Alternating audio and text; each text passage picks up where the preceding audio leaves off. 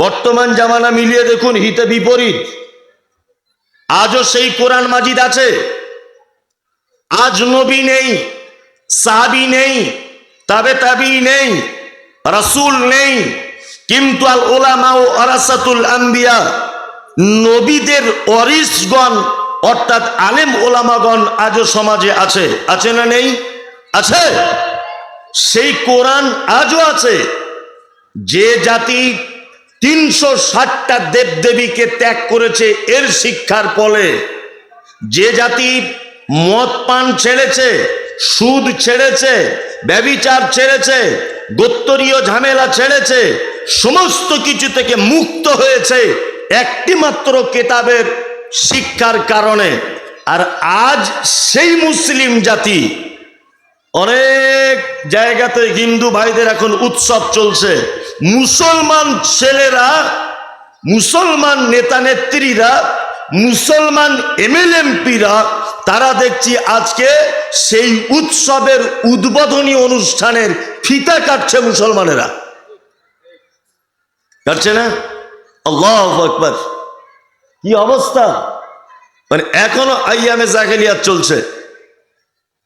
কি আশ্চর্য! মেয়েগুলো তো খুব একদম চিল্লামিল্লি বন্ধই করে না, এরা মানে বুঝেই না কিছু। যান, আপনারা বাড়ি চলে যান, খালা বাড়ি চলে যান। তো নিজের সর্বনাশ করছে, আবার আর একজন আরো সর্বনাশ করছে। চিল্লামিল্লি করিয়েন না মা, আপনাকে বারবার বলছি চিল্লামিল্লি করিয়েন না।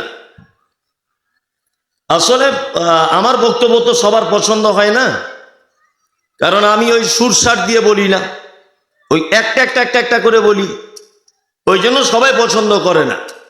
তবে কার পছন্দ হলো না হলো এটা তো আমার দেখার বিষয় নয়। পবিত্র আল কোরআনে তো কথা আল্লাহ তাআলা বলেছেন, কালিলাম মা তাযাক্কারুন। পৃথিবীতে অল্প সংখ্যক মানুষরাই তারা আমাকে স্মরণ করে। এক জায়গাতেও, এই যে আবু দাউদ পড়ানোর একজন যোগ্য আলেম বসে আছে, আমার থেকে বয়সে অনেক ছোট, 10 বছরের ছোট। আমি সব জিজ্ঞেস করলাম, 10 বছরের ছোট। তা ছোট ভাই হিসাবেই বলছি, জিজ্ঞেস করে দেখুন, ইলমে জ্ঞানের দিক দিয়ে আমার থেকে অনেক বড় করেছে আল্লাহ ওনাকে। যাই হোক, জিজ্ঞেস করে দেখুন যে পবিত্র আল কোরআনে এক জায়গাতে এটা আপনি পাবেন না যে অধিক অংশ লোক, অর্থাৎ বেশিরভাগ লোক আল্লাহকে স্মরণ করে, কথা নয়। আল্লাহ বলছে অল্প সংখ্যক লোক আমাকে বোঝে। আমি এই সূরাটির এবারে আপনাদের সামনে শুরু করছি, বাংলায় অনুবাদ। শুরু করার আগে বলে রাখছি, পবিত্র আল কোরআনের 1, 2, 3, 4 সিরিয়ালের দিক দিয়ে 56 নম্বর সূরা।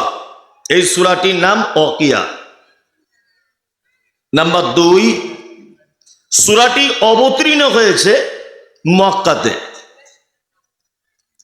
আর মক্কাতে যে সূরাগুলি অবতীর্ণ হয়েছে, এই সূরাগুলিতে হুকুম, আদেশ, নিষেধ খুব কম।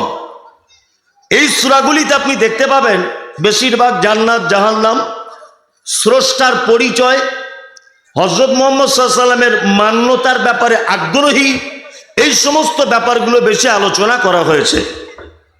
1, 2, একদিন হযরত আবু বকর সিদ্দিক রাদিয়াল্লাহু তাআলা আনহু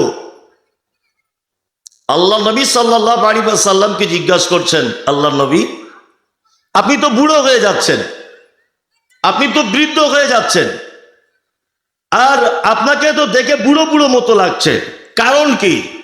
আল্লাহ নবী সাল্লাল্লাহু আলাইহি ওয়াসাল্লাম বলছেন, আবু বকর, আমাকে পবিত্র আল কোরআনের কয়েকটি সূরা আমার বয়সটাকে কমিয়ে দিচ্ছে, আমাকে দুর্বল করে দিচ্ছে।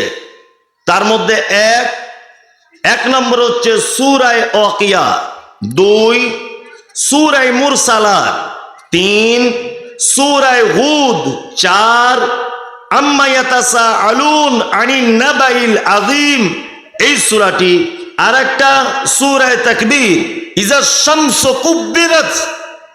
এই সূরাগুলো আবু বকর আমাকে বুড়ো করে দিচ্ছে, এত দুর্বল করে দিচ্ছে আবু বকর। কারণ এই সূরার ভিতর আল্লাহ সুবহানাহু ওয়া তাআলা জান্নাত এবং জাহান্নাম এই দুটো ব্যাপারে এবং কিয়ামত কিয়ামত সম্পর্কে মারাত্মকভাবে আলোচনা করেছেন। আর একটা মানুষকে আল্লাহমুখী করতে গেলে সব থেকে বেশি আলোচনার প্রয়োজন জান্নাত আর জাহান্নাম। কারণ হচ্ছে এই, আল্লাহ সুবহানাহু ওয়া তাআলা সারা পৃথিবীতে যত নবী এবং রাসূল পাঠিয়েছেন, প্রতিটা নবী এবং রাসূলকে পাঠিয়েছেন মাত্র দুটি কাজের জন্য। কটি কাজ? দুটি। তার মধ্যে এক, প্রতিটা নবী ছিলেন মুনজির, আর প্রতিটা নবী ছিলেন মুবাশশির। অর্থাৎ প্রতিটা নবী জাহান্নাম থেকে মানুষকে ভয় দেখিয়েছেন আর মানুষকে জান্নাতের সুসংবাদ দিয়েছেন। প্রতিটা নবীদের দুটি মাত্র কাজ। আমিও ঠিক হাদিস এবং কোরআনের দিকে লক্ষ্য রেখেই আপনাদের সামনে এই সূরাটি বিসমিল্লাহ বলে শুরু করতে যাচ্ছি। হে আল্লাহ, যাতে মানুষকে সঠিকভাবে বোঝাতে পারি, তুমি এই মুহূর্তে আমার এই জ্ঞান দান করো, আমিন। এক, আল্লাহ তাআলা বলছেন ইজা ওয়াকাতিল ওয়াকিয়া। যখন ওয়াকিয়া, এটা একটা কিয়ামতের নাম, যখন কিয়ামত সংগঠিত হবার হবেই, আল্লাহ তাআলা বলছেন লাইসা লিওয়াকাতিহা কাযিবা। এমন সময় সংগঠন হবে, মানে সংগঠিত হবে, যে সময়টা এইটা হবে না এই কথা মিথ্যা মনে করার একজন মানুষকে খুঁজে পাওয়া যাবে না। আমি মমতাজুল ইসলাম এখানে আসবো, আমার হ্যান্ডবিলে নামটা আছে। মানুষ ভাবছে হ্যাঁ আসবে কি আসবে না, অত দূরের লোক আসবে কি আসবে না, ওটা সন্দেহের মধ্যে নয়। আচ্ছা, এখন আমি চলে এসেছি এই জায়গাটায়, আচ্ছা বলুন তো, আর এখন কোন রকমের সন্দেহের জায়গা আছে? আছে? নাই। আল্লাহ তাআলা বলছেন লাইসা লিওয়াকাতিহা কাযিবা। কিয়ামত যখন হবে তখন আর এইটাকে মিথ্যা, এইটা বলার আর কেউ থাকবে না। আল্লাহু আকবার। আল্লাহ তাআলা তারপরে বলছেন খাফিজাতুর রাফিয়া। এটা কাউকে করবে নিচু এবং কাউকে করবে উঁচু। এটার মানে কি? এটার মানে হচ্ছে এই যে আপনারা জানেন যে পৃথিবীতে আমাদেরকে পাঠানো হয়েছে পরীক্ষা করার জন্যে। পাঠানো হয়েছে না? হয়েছে। দেখবেন পরীক্ষার হলের কিছু নিয়ম কানুন আছে, পরীক্ষার কিছু নিয়ম কানুন। তার মধ্যে একটা নিয়ম হচ্ছে যে পরীক্ষার ফলে মানে হবার পরে তার রেজাল্ট আউট হয়, হয় না? যেদিন রেজাল্ট আউট হয় সেদিন কেমন হয়? যে পাস করে খুব হাসে, হাসে না? রেজাল্টটাকে নিয়ে মামার বাড়ি, খালার বাড়ি, ফুপুর বাড়ি, বন্ধু বান্ধব, পাড়া প্রতিবেশী সবাইকে দেখায়, দেখো আমি ফার্স্ট বয় ছাত্র। আর কেউ যখন ফেল করে কেমন হয়? তার মুখটা একেবারেই ছোট্ট হয়ে যায়, একেবারেই ছোট হয়ে যায়। আল্লাহ তাআলা বলছেন সেই দিন হাতে যখন আমলনামা দিয়ে দেওয়া হবে, কিছু মানুষ সেদিন আনন্দে উৎফুল্ল অবস্থায় থাকবে, আর যাদের ডান হাতে আমলনামা দেওয়া হবে, বাম হাতে যাদের দেওয়া হবে, তারা সেদিন মনক্ষুণ্ণ অবস্থায়, লজ্জিত অবস্থায়, অপমানিত অবস্থায় কিয়ামতের মাঠে সেদিন তারা থাকবে। তিন দলে মানুষ বিভক্ত হবে কিয়ামতের মাঠে। কটা দলে? তিনটা দলে। আসহাবুল ইয়ামিন, তারা থাকবে আরশের ডান দিকে, যাদের ডান হাতে আমলনামা দেওয়া হবে, বা আল্লাহ সুবহানাহু ওয়া তাআলা থাকবেন তার ডান দিকে থাকবে। নাম্বার দুই, আসহাবুস শিমাল, এক শ্রেণী মানুষ তারা থাকবে বাম দিকে, আর এক শ্রেণীর মানুষ আস-সাবিকুন আস-সাবিকুন, তারা থাকবে আল্লাহ সুবহানাহু ওয়া তাআলার সামনে। এরা কারা? যারা সামনে থাকবে এরা হচ্ছেন নবীগণ, সিদ্দিকগণ, শহীদগণ। এরা থাকবেন আল্লাহ সুবহানাহু ওয়া তাআলার সামনে। আর এক শ্রেণী মানুষ থাকবে ডান দিকে, আর এক শ্রেণী মানুষ থাকবে বাম দিকে। ডান দিকের মানুষেরা জান্নাত চলে যাবে, সামনে দাঁড়িয়ে থাকা মানুষেরা তারা জান্নাত চলে যাবে। বিপদে পড়বে কারা? বাম দিকের মানুষেরা, যারা আল্লাহ তাআলার বাম দিকে থাকবেন। আল্লাহু আকবার। আল্লাহ তুমি আমাদের সকলকেই ডান দিক কবুল করে নাও, আমিন। তাছাড়া বড় বিপদ হয়ে যাবে। বিপদগুলো একটা একটা করে বলছি আপনাদের সামনে। এক, দেখুন, পৃথিবীতে যার পরীক্ষা যত বড়, যার পরীক্ষা যত কঠিন, তার ফল কিন্তু তত ভালো। ভালো নয়? ভালো। আর একটা কথা বলে রাখছি, দেখবেন প্রতিটা ক্লাসের একই রকমের পরীক্ষা হয় না। হয়? হয় না। ক্লাস 5-এ যে কোশ্চেন হয়, মাধ্যমিকে কি সেটাই হয়? হয় না। একটু হার্ড হয়, শক্ত হয়, তাই না? হ্যাঁ। একটা ছেলে মাধ্যমিক পাস করেছে, তার ফলাফল সে টোটো চালাবে। একটা ছেলে MBBS কমপ্লিট করেছে, তার ফলাফল কোন একটা চেম্বারে বসেই 3টে গ্যাসের ট্যাবলেট লিখে দিয়ে বলবে 800 টাকা ফি। তার মানে কি, তুমি মাধ্যমিক দিয়েছ, হালকা ফুলকা পরীক্ষা, তোমার জন্য টোটো। আর কেউ MBBS কড়া পরীক্ষা দিয়েছে, তার জন্য বসলেই 800 টাকা ফি, তাই না? তার মানে পরীক্ষা যার যত কঠিন, যার যত কঠিন পরীক্ষা, তার ফলাফল তত কি ভালো। আল্লাহ সুবহানাহু ওয়া তাআলা আমাদেরকে মাঝে সাঝে পরীক্ষা করেন, করেন না? বিভিন্ন রকম ভাবে করেন। আবার নবী রাসূলদেরকেও পরীক্ষা করেছিলেন। তবে আমাদের থেকে আরো কঠিন পরীক্ষার সম্মুখীন হয়েছিলেন নবী রাসূলগণ। প্রত্যেক নামাজে আমরা একটা দরুদ পড়ি। কি দরুদ? আল্লাহুম্মা সাল্লি আলা মুহাম্মাদ ওয়া আলা আলি মুহাম্মাদ কামা সাল্লাইতা আলা ইব্রাহিম ওয়া আলা আলি ইব্রাহিম ইন্নাকা হামিদুম মাজিদ। বাংলা মানে কি? আল্লাহ তাআলা এইভাবে রাসূলুল্লাহ শিখিয়ে দিয়েছেন যে তোমরা যখন নামাজের ভিতরে তাশাহুদে বসবে, এই দরুদটা পড়বে, আল্লাহুম্মা সাল্লি আলা মুহাম্মাদ, আল্লাহ তুমি শান্তি বর্ষণ করো মুহাম্মাদের উপরে, ওয়া আলা আলি মুহাম্মাদ, এবং মুহাম্মাদের পরিবারের উপরে, কামা সাল্লাইতা আলা ইব্রাহিম, যেমন তুমি শান্তি বর্ষণ করেছিলে ইব্রাহিমের উপরে, ওয়া আলা আলি ইব্রাহিম, এবং ইব্রাহিমের পরিবারের উপরে। প্রত্যেক নামাজে নবী ইব্রাহিমের নাম বলা লাগে কি লাগে না? লাগে। এ মুসলমানই করে, করে না? করে, খাতানা করে। এটা কোন নবীর সুন্নত? ইব্রাহিম ইসমাইল বাপ বেটা, তাই তো? এই যে হজে যাচ্ছেন, হজ করার নিয়ম কি? ধরে নেন আপনি ওমরায় যাবেন, ওমরা যাবার নিয়ম কি? ওমরায় যাবার পরে আপনাকে সাফা মারওয়া সাই করতে হয়, হয় না? যারা গেছেন জানেন, যারা যাননি আপনারা জানবেন না। সাফা মারওয়া পাহাড়, এখন তো আর পাহাড় দেখা যায় না, এখন তলাতে পাহাড়, উপরে বিল্ডিং করে দিয়েছে, তার উপরে ছুটতে হবে। সব জায়গায় দৌড়াতে হয় না। এই প্যান্ডেলটার মতো একটা জায়গায় গ্রিন সিগন্যাল আছে, ওই গ্রিন সিগন্যালে এলে আপনাকে ছুটতে হবে। এই যে সাফা এবং মারওয়া, এই যে মানুষ হজে গিয়ে বা ওমরাতে গিয়ে ছোটাছুটি করে, আচ্ছা বলুন তো এটা কোন নবীর সুন্নত? ইব্রাহিম আলাইহিস সালামের বিবি, তাই না? তার মানে ওনারই পরিবারের সুন্নত এটা।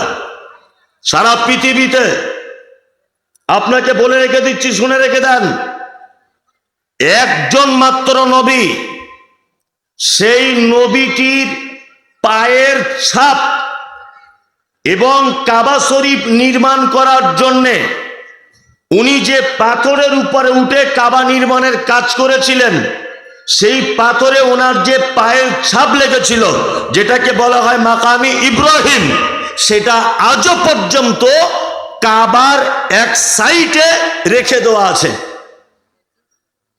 আল্লাহু আকবার। এই যে কুরবানি, কোন নবীর সুন্নাত? ইব্রাহিম আর ইসমাইল। এতগুলো সুন্নত চলছে এই নবীটি। প্রতিটা নামাজে এই নবীটির নাম আমরা বলি কি বলি না? বলি। কারণ কি? কারণও আছে, কারণ মারাত্মক। বুড়ো বয়সে ছেলে হয়েছে, পরীক্ষা দেখুন, বুড়ো বয়সে ছেলে হয়েছে, ছেলেটা হাঁটার মতো হয়েছে। আর একদিন হঠাৎ করে ইব্রাহিম আলাইহিস সালাম বেটার নাম ইসমাইল। ইসমাইলকে বলছে যে আমি স্বপ্নে দেখলাম, ইন্নী আরা ফিল মানামি আন্নী আযবাহুকা ফানজুর মাযা তারা, আমি স্বপ্নে দেখছি তোমাকে যেন আমি জবাই করছি বেটা। ইসমাইল তখন বলছে ক্বালা ইয়া আবাতি ইফআল, হে আমার আব্বা আপনি করুন, মা তুমারু সাতাজিদুনি ইনশাআল্লাহু মিনাস সাবিরিন, আল্লাহ আপনাকে যেটা হুকুম করেছে অবশ্যই আপনি করুন, ধৈর্যশীলদের ভিতরে আপনি আমাকে পাবেন। আপন বেটাকে কুরবানি করতে নিয়ে যাচ্ছেন কোথায়? মিনাতে। ঘটনা সবার জানা, ঘটনা কি সবার জানা। ইব্রাহিম আলাইহিস সালাম বলেছিলেন যে আল্লাহ সব কথা মেনে নিব, নিজের বেটাকে কুরবানি করব না, এটা কি বলেছিলেন? বলেননি। তাহলে বেটাকে কুরবানি করতে হবে, জিন্দা বেটাকে। এটা কি খুব সহজ না কঠিন? কঠিন। এখন আমরা গরুটাই কুরবানি করি না, আর উনি বেটা কুরবানি করবেন বলে প্রস্তুত হচ্ছেন। আল্লাহু আকবার। শুধু এই নয়, আরো অনেক পরীক্ষা, প্রতিটা নবীকে পরীক্ষা। আমাদের নবী মুহাম্মদ সাল্লাল্লাহু আলাইহি ওয়াসাল্লাম মক্কাতে দিনের দাওয়াত দিলেন, দিনের দাওয়াত মানুষ কবুল করছে না, অত্যাচার বেড়ে গেল। এক পর্যায়ে তিনি মদিনার দিকে চলে গেলেন, সঙ্গী সাথী হিসাবে নিলেন হযরত আবু বকর সিদ্দিক রাদিয়াল্লাহু তাআলা আনহুকে। অপরিচিত জায়গা, কেউ চেনে না জানে না, পাহাড়িয়া রাস্তা, মরুভূমি দিয়ে একা একাই চলে যাচ্ছেন হিজরত করে মদিনার দিকে। হাজারো বিপদ। সালাত আদায় করছেন, উটের ভুঁড়ি এসে তার মাথায় চাপিয়ে দেওয়া হয়েছে, তার পিঠে।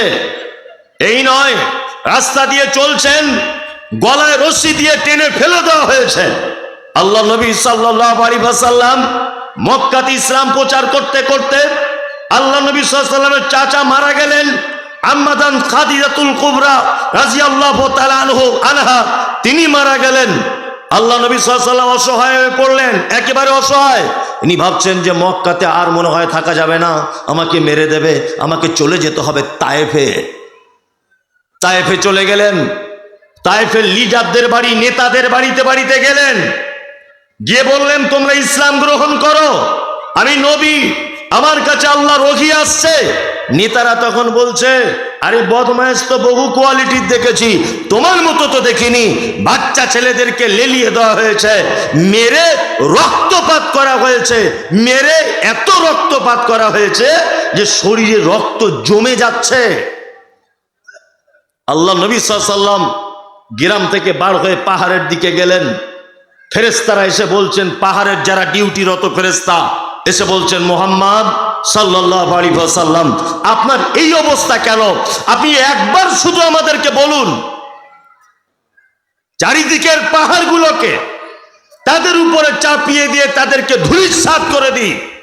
আল্লাহ নবী সাল্লাল্লাহু আলাইহি ওয়াসাল্লাম বলছেন, না, তাদেরকে মেরে দিলে হবে না। তাহলে আমি পরবর্তীতে ইসলামের দাওয়াত দেব কাদের কাছে? কখনোই নয়। আল্লাহ নবী মুহাম্মদ সাল্লাল্লাহু আলাইহি ওয়াসাল্লামকে পরীক্ষা করা হয়েছিল, খুব বড় বড় পরীক্ষা, সম্মানও তেমন খুব বেশি, বেশি নয়, হ্যাঁ, খুব বেশি। আল্লাহ তাআলা বলছেন যে সেই দিন কিয়ামতের মাঠে কিছু মানুষ তারা হবে খুব আনন্দে থাকবে, আর কিছু মানুষ অপমানিত হবে। পরীক্ষায় পাস করেছেন, রেজাল্ট আউট হয়েছে, আপনি পাস বলে ঘোষণা করে দেওয়া হয়েছে। রেজাল্টটা নিয়ে একবার মামার বাড়ি, খালার বাড়ি, ফুপুর বাড়ি সব জায়গাতে দেখাতে যাচ্ছেন আর বলছেন আমি পাস করে গেছি। ঠিক তেমন কিয়ামতের মাঠে আপনার ডান হাতে আমলনামা যখন দেওয়া হবে, আপনি বন্ধু বান্ধবদেরকে ডেকে ডেকে বলবে, দেখো আমি ডান হাতে আমলনামা পেয়ে গেছি, আমি জান্নাত চলে যাব। আর যাদের বাম হাতে আমলনামা দেওয়া হবে তারা আল্লাহর তৈরি করা জাহান্নামের ভিতরে থাকবে। আল্লাহ তাআলা বলছেন কি, হাফিজাতুর রাফিয়া, সেদিন কিছু মানুষ হবে উঁচু, কিছু মানুষ হবে নিচু। ইজা রুজ্জাতিল আরযু রাজ্জা, যখন পৃথিবী একদম কাঁপতে কাঁপতে ধ্বংস হয়ে পড়বে। এই পৃথিবীটা কাঁপতে কাঁপতে কিয়ামতের দিন কি হবে? কি হবে? ধ্বংস হয়ে যাবে। আল্লাহু আকবার। কিছুদিন আগে তুরস্কের মাটিতে আপনারা দেখেছিলেন, তুরস্কের মাটিতে ভূমিকম্প হয়েছিল। ভূমিকম্প যেটা হয়েছিল এটা মাটির উপরে হয়নি। বিজ্ঞানীরা তথ্য পেশ করেছে যে ভূমিকম্পটি তুরস্কের মাটিতে হয়েছে। এই ভূমিকম্পটি মাটি থেকে ৮,০০০ ফুট নিচে এর উৎপত্তি। ৮,০০০ ফুট নিচেই ভূমিকম্পটা হয়েছে। হয়েছে কতক্ষণ? ৪০ সেকেন্ড। কতক্ষণ? ৪০ সেকেন্ড। লক্ষ লক্ষ মানুষ মারা গেছে। কোটি কোটি টাকার বিল্ডিং ভেঙে চৌচির হয়ে গেছে। হসপিটাল, স্কুল, রাস্তাঘাট, যানবাহন, মানুষ একেবারে চৌচির হয়ে গেছে। কতক্ষণ হয়েছে? ৪০ সেকেন্ড। পৃথিবীর বিজ্ঞানীদের একটা গবেষণা যে পৃথিবীতে যখন জমিনে ভূমিকম্প যখন হয় জমিন এইভাবে কাঁপে। আবার কেউ কেউ তথ্য পেশ করছেন যে তলায় একটা স্তরের প্লেট আছে, এই প্লেটগুলি সরে যাবার ফলে পৃথিবী কাঁপতে শুরু করে। আরে এটা তো তুরস্কের ভূমিকম্প, এটা তো সুনামির জলোচ্ছ্বাস, এটা তো বাংলাদেশের ভূমিকম্প, এটা তো নেপালের কাঠমান্ডুর ভূমিকম্প আমরা সোশ্যাল মিডিয়ার মাধ্যমে দেখি। আর আল্লাহ তাআলা কিয়ামতের দিনে ভূমিকম্প করবেন এ ব্যাপারে তিনি বলেছেন, ইজাজুল জিলাতিল আরজুল জালাহা ওয়া আখরাজাতিল আরদু আসকালাহা। আল্লাহু আকবার। কিয়ামতের দিনের ভূমিকম্প, মাটি কাঁপতে কাঁপতে ধ্বংস হবে। ওয়া আখরাজাতিল আরদু আসকালাহা, আর মাটির তলায় থাকা জিনিসগুলোকে উপরে তুলে দেওয়া হবে। সেদিনকার ভূমিকম্প কেমন হবে? ঢালাই মেশিনে মশলা মাখানো দেখেছেন? একদিকের মশলা আর একদিকে নিয়ে চলে যায়, দেখেছেন না? এই তেমন উপরের মাল নিচে চলে আসবে, নিচের মাল উপরে চলে আসবে। এটা আল্লাহর ভূমিকম্প। সেদিন যে কত কঠিন, এর নাম কিয়ামতের মাঠ। কিয়ামতের মাঠ সম্পর্কে আল্লাহ তাআলা বলেন, ইয়া আইয়ুহান নাসু তাকু রাব্বাকুম ইন্না জালজালাতাস সাআতি শাইউন আযীম। আল্লাহ তাআলা বলছেন, হে মানুষ, তোমরা আমাকে ভয় করো, তোমরা আমাকে ভয় করো। আল্লাহ বলছেন, ঈমানের স্বীকৃতি প্রদানকারীরা, তোমরা তোমার রবকে ভয় করো। নিশ্চয়ই কিয়ামতের দিনের মহা কঠিন আযাব বড়ই কঠিন, আজিম, মহা ক্ষমতাশীল, মহা ভয়ঙ্কর ব্যাপার। কিয়ামতের দিনটা ভয়াবহ দিন। কেমন ভয়াবহ? আল্লাহ তাআলা বলছেন, কি বলছেন? ইয়াউমা তারাউনাহা তাযহালু কুল্লু মুরজিআতিন আম্মা আরজাআত ওয়া তাযাউ কুল্লু যাতি হামলিন হামলাহা ওয়া তারান নাসা সুকারা ওয়া মা হুম বিসুকারা ওয়ালাকিন্না আযাবাল্লাহি শাদীদ। কিয়ামতের দিনের বিভীষিকা বলতে গিয়ে আল্লাহ সুবহানাহু ওয়া তাআলা বলছেন, সেদিন মা তার বাচ্চাকে দুধ পান করাতে ভুলে যাবে। নাম্বার 2, গর্ভবতী মেয়েরা যাদের পেটে বাচ্চা থাকবে, নিচের দিক দিয়ে বাচ্চা পড়ে যাবে, তারা বুঝতে পারবে না। আল্লাহু আকবার। মানুষগুলিকে দেখতে পাওয়া যাবে, মানুষরা সব যেন মাতালের মতো করে ঘুরছে। আল্লাহ তাআলা বলছেন, ওমা হুম বিসুকারা, একজনাও তারা মদ পান করেনি। ওয়ালাকিন্না আযাবাল্লাহি শাদীদ, শুধুমাত্র আমার কঠিন আযাবের ভয়ে মানুষ মাতালের মতো করে ঘুরবে।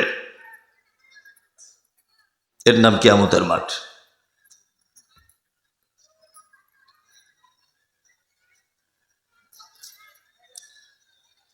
এমন একটা পদ্ধতি বলছেন জাহাঙ্গীর সাহেব, বলছে মধ্যখানে একটু কালেকশন করে নেন, তারপর ওয়াজ করবেন। কালেকশন করলে যে লোকগুলো আছে 10 মিনিটে সব পালাবে। মানুষ অত বোকা আছে, সব মানুষ পালাবে, তাই না? সব পালাবে। আল্লাহু আকবার। যাই হোক, তবুও বলবেন ইনশাআল্লাহ। আল্লাহ সুবহানাহু ওয়া তাআলা বলছেন, বুসাতিল জিবালু বাসা, কিয়ামতের দিনে পাহাড়গুলোকে চূর্ণ বিচূর্ণ করে দেওয়া হবে, ধুলোর মতো উড়িয়ে দেওয়া হবে। আমরা পৃথিবীর উপরে যে পাহাড়গুলো দেখি এগুলো তো অল্প পাহাড়, একেবারে অল্প পাহাড়। যতটা উপরে তার থেকে বেশি থাকে নিচে। নাম্বার 2, পাহাড় পৃথিবীর জমিনে যতটা আছে সমুদ্রের গভীরে, সাগরের গভীরে এর থেকেও লক্ষ কোটি গুণ বেশি পাহাড় মজুদ করে রাখা হয়েছে। এই পাহাড়গুলিকে পৃথিবীতে কেন তৈরি করা আছে? অল জিবালা আওতাদা, আল্লাহ বলছে পাহাড়গুলোকে পেরেকের মতো এরকম গেড়ে দিয়েছি, জমিন যাতে টলমল করতে না পারে, টলমল যাতে করতে না পারে, এর যেন সমতা বজায় রাখতে পারে। এই কারণে আল্লাহ তাআলা পাহাড় তৈরি করেছেন। আল্লাহ তাআলা বলছেন জবুসাতিল জিবালু বাসসা, কিয়ামতের মাঠে, কিয়ামতের দিনে পাহাড়গুলোকে চূর্ণ বিচূর্ণ করে দেওয়া হবে। আল্লাহু আকবার। আল্লাহ তাআলা বলছেন ফাকানাত হাবাআম মুনবাসসা, আল্লাহ বলছে তোমরা পাহাড়গুলিকে দেখতে পাবে তারা যেন সব ধুলোর মতো হয়ে গেছে। অকুনতুম আজওয়াজান সালাসা, আর তোমরা মানুষকে দেখতে পাবে কিয়ামতের মাঠে 3 দলে বিভক্ত হয়ে যাবে। 3 দলের ভিতরে কারা? আল্লাহ বলছেন ফা সাহাবুল ইয়ামিন মা সাহাবুল ইয়ামিন, তারা হবে ডান দিকের লোক। তারা হবে কোন দিকের লোক? এক শ্রেণীর ডান দিকের। আল্লাহ তারপরে বলছেন ওয়া আসহাবুল মাশামা মা সাহাবুল মাশামা, আর তারা হবে বাম দিকের দলের লোক। যারা বাম দিকের তারা কত হতভাগা, আল্লাহ তাআলা বলছেন যারা বাম দিকের তারা অনেক হতভাগা। আল্লাহ তাআলা বলছেন আস-সাবিকুন আস-সাবিকুন, আর অগ্রবর্তী যারা, অর্থাৎ আল্লাহ সুবহানাহু ওয়া তাআলার আগে যারা থাকবে কিয়ামতের মাঠে, এদের ব্যাপারে তো অনেক অনেক অনেক জান্নাতে ভরা। এই সব বক্তব্য আমি বুঝতে পারছি আপনাদের কাছে চলবে না। আমি বুঝতে পেরে গেছি পরিস্থিতি দেখে যে কোরআন দেখে দেখে বললেও মানুষ শুনবে না, ওই বাঁধা গদ চালাতে হবে, তাছাড়া হবে না, তাই না? চলুন এবার আপনাদেরকে দেখবেন যত লোক চলে গেছে বা রাস্তায় ঘুরছে সব এখানে চলে আসবে, এরকমও বক্তব্য আছে। কিন্তু সত্যি বলছি আমি মানে এমন একটা পর্যায়ে আছি এই মুহূর্তে যে রঙ্গরস আর পছন্দ হচ্ছে না, ভালো লাগছে না, যে এতে ইসলামের কোনো কাজ হচ্ছে না। কি বললাম বুঝলেন? ইসলামের কোনো কাজ হচ্ছে না। প্লেন একটা মানুষের কাছে কোরআনের থেকে বড় বক্তব্য আর কোনো বক্তব্য আছে? আছে? নাই। দেখুন কোরআনের আয়াত বলছি, তার বাংলাটা বলছি, মানুষ শুনবে না, মানুষ আস্তে আস্তে কেটে পড়বে। তাই 2টো দলের কথা আমি আপনাদেরকে বলি। এক, ডান দিকের লোক যাবে কোথায়? কোথায়? জান্নাতে। বাম দিকের লোক যাবে কোথায়? জাহান্নামে, তাই তো? এই 2টো ব্যাপারে আপনাদেরকে একটু একটু করে আলোচনা করে শুনিয়ে দেওয়া যাক। প্রথম বলি জাহান্নামটা কেমন, তারপরে আপনাদেরকে বলি জান্নাতটা কেমন। এক, আমাদের নবী মুহাম্মদ সাল্লাল্লাহু আলাইহি ওয়াসাল্লাম তিনি বলছেন একটা বড় ধরনের পাথর, কুইন্টাল কুইন্টাল ওজন, এই পাথরটা যদি জাহান্নামের দিকে যদি নিক্ষেপ করা হয় তাহলে তার শেষ পর্যায়ে পৌঁছাতে টাইম লাগবে 70 বছর। কত বছর? কেউ কেউ বলছেন 69 বছর টাইম লাগবে শেষ স্থানে পৌঁছাতে। জান্নাতের স্তর আছে, একটা স্তর আর একটা স্তর, একটা স্তর থেকে আর একটা স্তরে পৌঁছাতে একটা দ্রুতগামী যানবাহন টাইম লাগবে কত বছর? 40 বছর। একটা জাহান্নামী, সে জাহান্নামে থাকবে, এই জাহান্নামীর একটা কান থেকে আর একটা কান পর্যন্ত এর দূরত্বটা হবে কতটা? না, একটা দ্রুতগামী যানবাহন 100 বছর রাস্তা চললে যতটা রাস্তা যাবে ততটা রাস্তা। একটা জাহান্নামীর এই জায়গাটা, আল্লাহু আকবার, তার দাঁত হবে কেমন?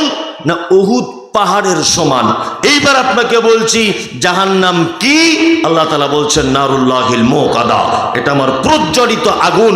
আল্লাতী তাত্তালিউ আলাল আফিদা, এই আগুনের এত তেজ যে মানুষের অন্তঃকরণ পর্যন্ত পৌঁছে যাবে। ইন্নাকা আলাইহিম মুসাদা, জাহান্নামের ভিতরে মানুষকে ঢুকিয়ে দেওয়ার পরে তার ঢাকনা লাগিয়ে দেওয়া হবে। ফি আমাদি মুমাদ্দাদা, এবং জাহান্নামের ভিতরে কি করা হবে না, তাকে খুঁটিতে বেঁধে জাহান্নামের আগুনের জিঞ্জির দিয়ে তাকে পেঁচিয়ে বেঁধে দেওয়া হবে। আল্লাহু আকবার। আগুনে বেঁধে দেওয়া হবে। কেমন জাহান্নাম? আল্লাহ বলছে এটা আমার আগুন। নাম্বার 2, এই জাহান্নামটা এমন এক জাহান্নাম যে মায়েরা যেমন তরকারি রান্না করতে করতে টকবক টকবক করে যখন ফোটে তারপরে ঢাকনা দিয়ে ঢেকে দেয়, আল্লাহ তাআলা বলছেন জাহান্নামীদেরকে জাহান্নামের ভিতরে ঢেকে দিব। 3, ফি আমাদি মুমাদ্দাদা, জাহান্নামের ভিতরে বড় বড় থাম্বা, ওই থাম্বাতে তাদেরকে আগুনের তৈরি করা জিঞ্জির দিয়ে তাদেরকে বেঁধে দেব। আচ্ছা বলুন তো, জাহান্নামীদেরকে জাহান্নামে বাঁধা হবে কেন? বিচারকের বিচারক, আহকামুল হাকিমিন কে? কে? আল্লাহ। আল্লাহ যদি একটা জাহান্নামীকে বলে এইখানে দাঁড়া, এক পা হিলতে পারবে? এক পা হিলতে পারবে? হিলতে পারবে না, এক পাও হিলতে পারবে না। তারপরেও আল্লাহ তাআলা বলছেন ওদেরকে আমি জাহান্নামের জিঞ্জির দিয়ে বেঁধে দিব। কারণ হচ্ছে এই যে পৃথিবীতে দেখবেন যখন চোর ধরা পড়ে গ্রামগঞ্জে, তখন চোরটাকে ধরে ল্যাম্পপোস্টে বাঁধে, গ্রামের মোড়ল বাঁধে না? বাঁধার পরে কি বলে, এই দেখি তোর কোন বাপ আছে, তোর হাত খুলে নিয়ে যাবে দেখি। এটা বলে কি বলে না?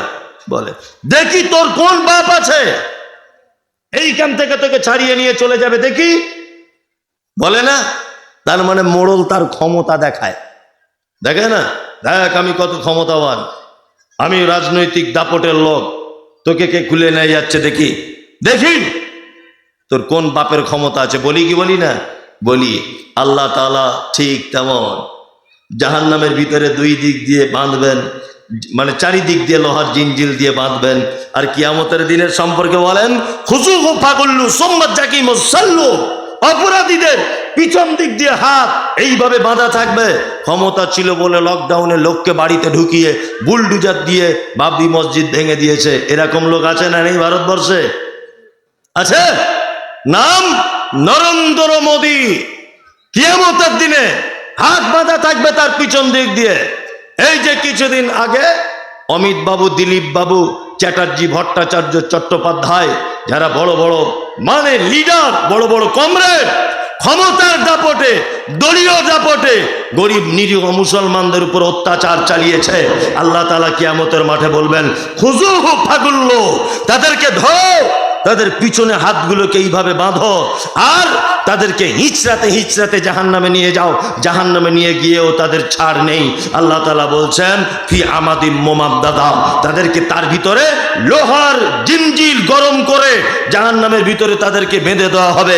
এই কারণে আল্লাহ তাআলা বেঁধে দেওয়ার পরে বলবেন, এই তুমি তো সারা দেশের পরিচালনা করতে, তুমি তো ছিলে বড় রকমের নেতা, তুমি তো ছিলে দেশের প্রধানমন্ত্রী, আজকে দেখি কোন বাপের বেটা আছে তোমার এইখান থেকে হাত খুলে নিয়ে যাক। এটা আল্লাহ সুবহানাহু ওয়া তাআলা দেখতে চান। তার মানে আল্লাহ তাআলা নিজের ক্ষমতা দেখাবেন সেদিন, ক্ষমতা দেখাবেন, দেখ আমার কত ক্ষমতা। এটা আল্লাহ তাআলা পারেন কি পারেন না? পারেন, পারেন। আল্লাহু আকবার। বাম দিকের লোক যারা হবে এদের ব্যাপারে আল্লাহ তাআলা বলেছেন আরাআইতাল্লাযী ইউকাযযিবু বিদ্দীন, বাম দিকের লোক কারা? আল্লাহ নবীকে বলছেন, নবী আপনি কি তাদেরকে দেখেছেন যারা কিয়ামতের দিবসকে অস্বীকার করে? ফাযালিকাল্লাযী ইয়াদউল ইয়াতীম, যারা এতিমের সঙ্গে সদ্ব্যবহার করে। ওয়ালা ইয়াহুজ্জু আলা তুআমিল মিসকিন, যারা মিসকিনদের খাদ্য দানে উৎসাহিত করে না। ফাওয়াইলুল লিল মুসাল্লিন, আল্লাহ বলছে ওই মুসল্লিরা বাম দিকের দলে থাকবে, অর্থাৎ দুর্ভোগের ভিতরে থাকবে। কোন মুসল্লি? আল্লাহ তাআলা বলছেন আল্লাযীনা হুম আন সলাতিহিম সাহুন, যারা সালাত আদায় করে, যারা নামাজ পড়ে কিন্তু অস্বস্তি সহকারে সালাত আদায় করে, আল্লাহ তাআলা বলছে এরা বাম দিকের লোক, এরা বড় দুর্ভোগের ভিতরে থাকবে কিয়ামতের মাঠে। নাম্বার 4, আল্লাহ তাআলা বলেন যে ইউরাউন, তারা লোক দেখানোর জন্য নামাজ পড়ে। তারপরে আল্লাহ তাআলা বলছেন ওয়ায়ামনাউনাল মাউন, যারা প্রতিবেশীকে সামান্য কিছু উপকার করা থেকে নিজেকে আটকিয়ে রাখে, এরা সব বাম দিকের লোক। বাম দিকের কটা লোক? 1, এতিমের সঙ্গে অসৎ ব্যবহার করে যারা। 2, মিসকিনদের খাদ্যদানে উৎসাহিত করে না যারা। 3, ওই মুসল্লি যারা নামাজ পড়ে অস্বস্তি সহকারে। এরকম মুসল্লি আছে না আমাদের মসজিদে? আছে না নেই? নামাজ পড়ছে, নামাজ পড়তে পড়তেই পাছা চুলকাইছে, মাথা চুলকাইছে, টুপি বার করছে, মোবাইল দেখছে, এই করছে, এখন নামাজি আছে না নেই? ওমরপুরে একটা জায়গাতে আমি একদিন আসরের নামাজ পড়ছি, এটা একদমই মানে খাঁটি কথা, গত বছরে ঘটেছে। এটা কেমন নামাজি আমরা, মসজিদে নামাজ পড়ছি, তা একজন বিহারি ব্যবসায়িক লোক ও মসজিদে নামাজ পড়ছে, তা আমি ওর 3-4 জনের পাশে দাঁড়িয়েছি, ও আমার 3-4 জনের সাইডে আছে। তা ওর ফোন বেজেছে, তা ফোনটা বেজেছে, একবার কেটে দিয়ে পকেটে ঢুকিয়ে দিয়েছে। সে তো জানে না যে নামাজ পড়ছে, সে আবার করেছে, ট্রিং ট্রিং করে আওয়াজ হচ্ছে। ও ফোনটা বার করে বিহারি লোক বলছে আবি হাম নামাজ মে হ্যায় বাদ মে কল কিজিয়ে, নামাজ পড়তে পড়তে বলছে। আল্লাহর কসম করে বলছি, আবি হাম নামাজ মে হ্যায় বাদ মে কল কিজিয়ে বলে দেখছে, আবার পকেটে ভরে নামাজে দাঁড়িয়ে আছে। কি অবস্থা! আল্লাহু আকবার। যে কি অবস্থা!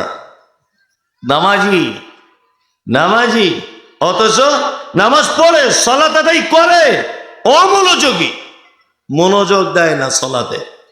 এরকম নামাজি আছে না নেই? আজান হচ্ছে, যাচ্ছে তা যাচ্ছে গরুর গাড়ির মতো, ও জমাত ছেড়ে গেল কি থাকলো ওসব দেখার কোনো প্রয়োজন নেই। এরকম নামাজি আছে? আছে। আল্লাহ তাআলা বলছেন ইউরাউন। আর একটা নামাজিকে যারা লোক দেখানোর জন্য নামাজ পড়ে, এরকম নামাজি দিনাজপুরে নেই, আমাদের ওদিকে আছে। লোক দেখানোর নামাজি আছে, সারা সপ্তাহে যায় না।